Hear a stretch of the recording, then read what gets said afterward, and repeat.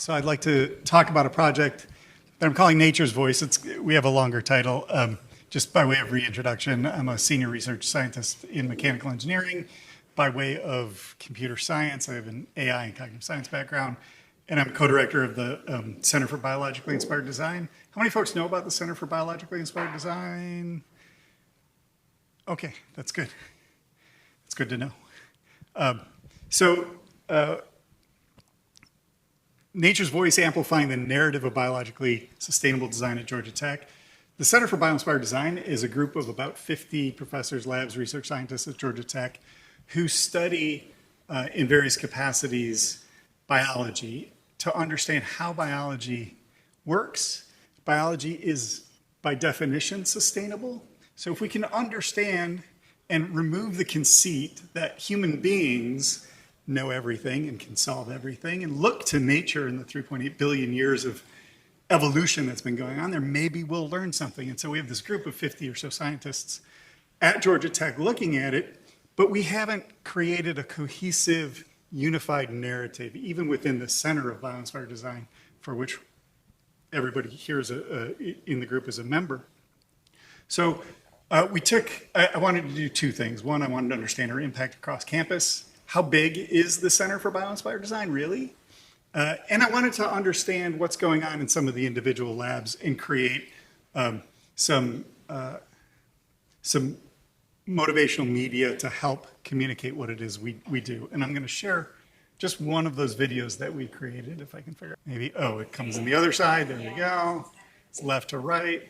So let me just share it. This is one of 4 videos that we created to sort of help document the story of CBID.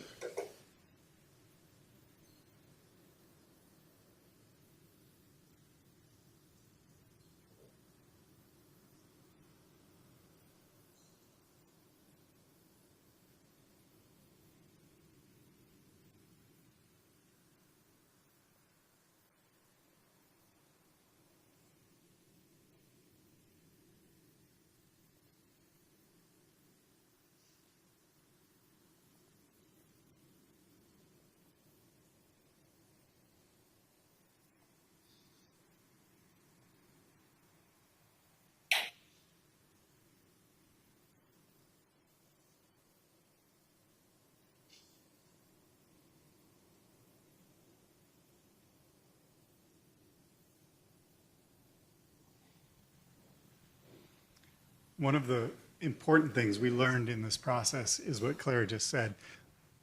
It's kind of the motivation that students get when they work with nature and science at the same time, right? And the way that engages, especially engages across underrepresented minorities, engages across gender, to get people that normally might not be involved or think of themselves as engineers, right?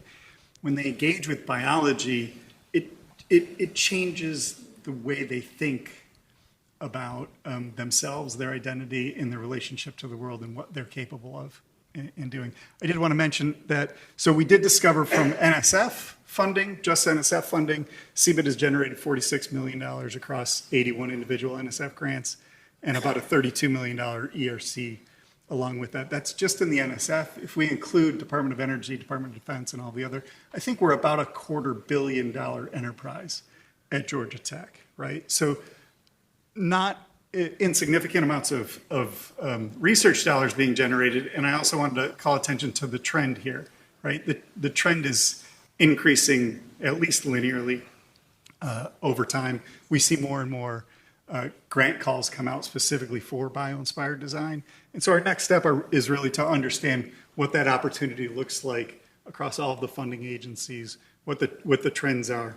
We want to document more about outside of NSF funding, if we can get access to sort of the crown jewels of Georgia Tech in our research grant history for these labs to understand exactly how much revenue we're bringing in. And I want to point out that our primary competitor right now is BBISS Institute for Biological Engineering. They have a $700 million donor funding, right? Harvard is in this like all in, right? And they're calling the shots. They're deriving the narrative right now. And so that's what we're trying to compete against. All right, I'm over time. Thank you.